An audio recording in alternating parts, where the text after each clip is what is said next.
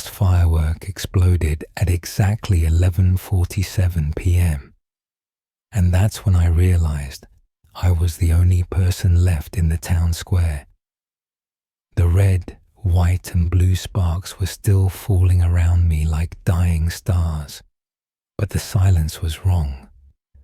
Moments ago, there had been hundreds of people here, laughing children with sparklers, families on blankets, the whole town celebrating Independence Day, just like we had for the past 200 years. But now, the bandstand was empty, the food trucks abandoned, and I could hear my own heartbeat echoing off the Civil War monument. The smell of gunpowder hung heavy in the summer air, mixed with something else, something that reminded me of wet earth and old bones. Let me back up.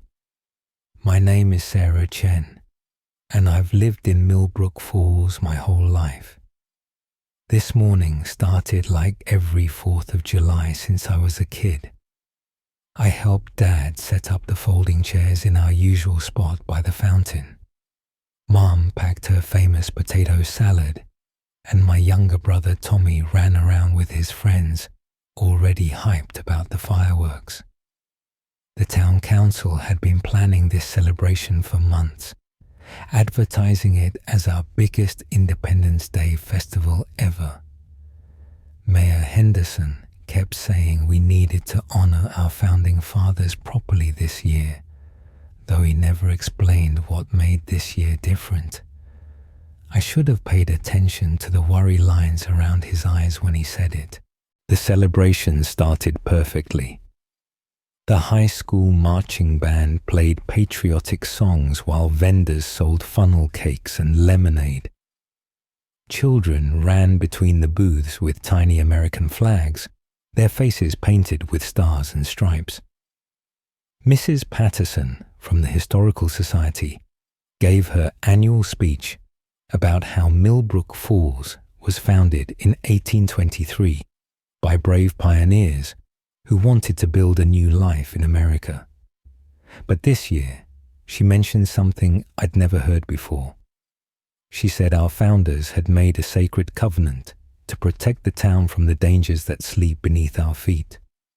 When someone shouted a question about what that meant, she just smiled nervously and said it was probably just old folklore. The first sign something was wrong came around 9 p.m., just as the sun was setting. I was helping clean up the dessert table when I noticed the Henderson spot was empty. Their blanket was still there, along with their cooler and folding chairs, but the family was gone. I asked around, but nobody remembered seeing them leave. Then Mrs. Rodriguez pointed out that the Johnson family was missing too. Their teenage daughter's phone was still playing music from their abandoned picnic basket. That's when I started paying attention to the crowd, really paying attention. And I realized that patches of empty space were appearing throughout the square, like pieces of a puzzle being quietly removed. By 10 p.m., the disappearances were impossible to ignore. Entire families were simply gone, leaving behind their belongings like they'd been raptured. The remaining townspeople huddled closer together, parents clutching their children's hands. Mayor Henderson stood on the bandstand, his face pale in the stage lights, and announced that the fireworks show would begin early this year. There was something desperate in his voice, like he was racing against time. As the first rocket screamed into the sky, I heard him whisper something to his assistant about the 200-year cycle. Before I could ask what he meant, the sky exploded in brilliant colors, and the ground beneath my feet began to tremble. The fireworks weren't just beautiful, they were desperate. Rocket after rocket shrieked into the darkness, painting the sky in urgent reds and whites and blues. But with each explosion, I felt something responding from deep underground. The trembling grew stronger, and the Civil War monument began to lean slightly to one side. That's when I noticed the pattern. The fireworks weren't random. They were following a specific sequence. 3 red bursts, 2 white ones, 5 blue ones, then a pause. The same pattern repeating over and over. It wasn't a celebration at all. It was a signal, a warning, and whatever was supposed to receive that warning was stirring to life beneath the town square. I ran to the Historical Society's booth, frantically searching through Mrs. Patterson's display books. Most were filled with typical pioneer stories and old photographs, but buried in the bottom of a box, I found a leather journal dated 1823. The handwriting was faded but legible. It told the story of the town's founding in very different terms than what we'd been taught. The pioneers hadn't come here to build a new life. They'd come here to build a prison. Something ancient and hungry had been discovered in the caves beneath what would become our town square. The founders had managed to trap it using old world knowledge, but they knew it would eventually try to break free. The journal explained everything. Every 200 years, the thing beneath would grow strong enough to test its bonds. The only way to keep it contained was to feed it, to give it a taste of what it craved most, human souls.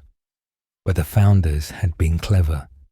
They'd established a tradition, a celebration that would bring the entire town together at the exact moment the entity would be at its hungriest. The fireworks weren't just a warning system. They were a summoning call.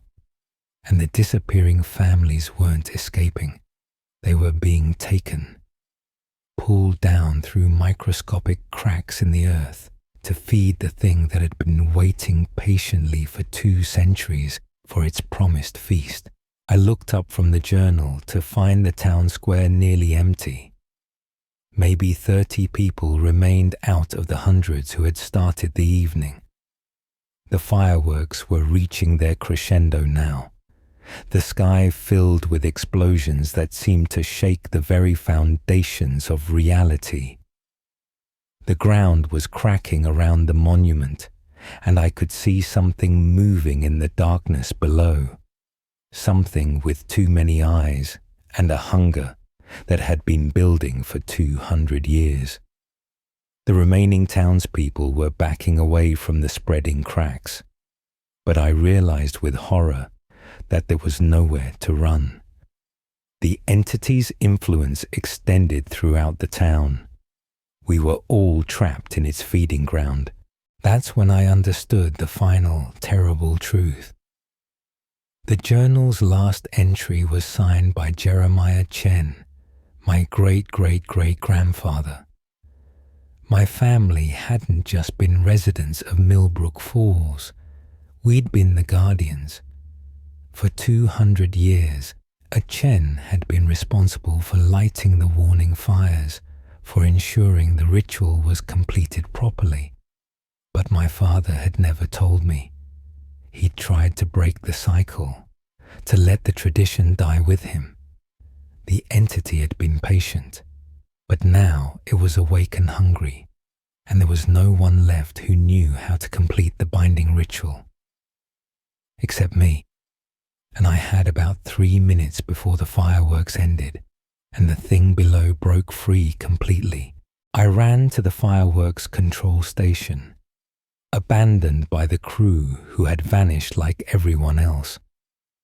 The journal had detailed instructions for the binding sequence, but it required specific timing and precise placement of the final charges. My hands shook as I programmed the remote detonator, the ground buckling beneath my feet. The thing below was pushing against its prison, and I could feel its alien intelligence pressing against my mind. It whispered promises of power, of immortality, of joining it in an endless feast that would span continents. But I also felt the weight of 200 years of sacrifice, of families who had given their lives to keep this horror contained. I had to choose, save myself and let it loose, or complete the ritual and join that disappeared. The final sequence began at exactly 11:47 p.m., just as the journal had specified. 7 red charges, 13 white ones, and 21 blue ones, all timed to explode in a perfect spiral pattern over the town square. The entity's roar of fury shook windows 3 blocks away as the binding energy slammed down like a hammer. The cracks in the earth sealed themselves, the monument straightened, and the terrible presence that had been clawing at my mind suddenly went silent. For a moment, I thought I had won. Then I realized that the town square was completely empty now. Even the remaining 30 people had vanished during the final ritual. I was the only one left, standing alone among the abandoned picnic blankets and scattered sparklers. I found a note tucked into the journal's back cover, written in my father's handwriting.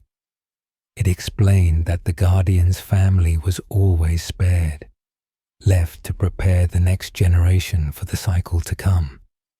In 200 years, my great-great-great-grandchildren would stand in this same square, surrounded by celebrating families who had no idea what lurked beneath their feet. The entity sleeps now, but it doesn't forget. And sometimes, on quiet summer nights, I can still hear it whispering from below, counting down the days until the next Independence Day celebration. The fireworks will be beautiful, just like they always are, but they'll also be a warning that most people will never understand until it's too late to run. Don't face the horrors alone. Remember to like, subscribe, and share this video. And if you want your nightmare seen, email it to stories@hallowcroft.com.